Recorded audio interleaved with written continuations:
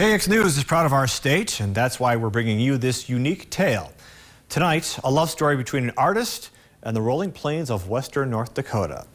Renee Cooper introduces us to a painter and poet who spent much of the last 3 decades using a paintbrush to make his visions of the state everlasting. The land is so beautiful, so infinite, and it's a land that speaks to promise of hope.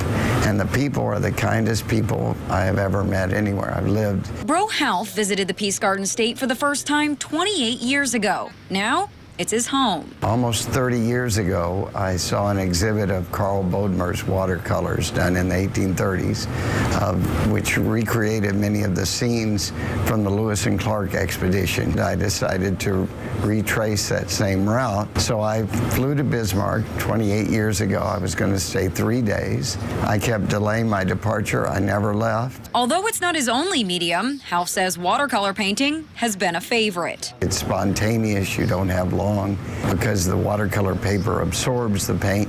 You can't really change it much afterwards. So it's just always appealed to me.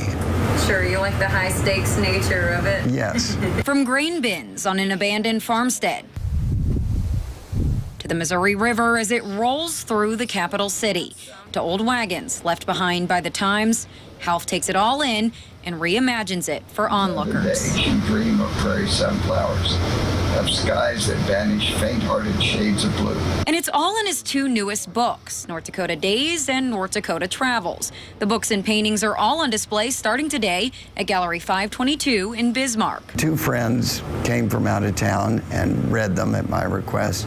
And one of them took me aside afterwards and he said, "Bro, I just want you to know that one thing comes across. You really, really like North Dakota." He said that comes across in every page. And I do. I love North Dakota. It is my spiritual home. Reporting for KX News in Bismarck, Renee Cooper. Half says if he's ever having a bad day, all he has to do is go out and run a few errands, and by the time he gets back home, he feels better after interacting with a few kind North Dakotans.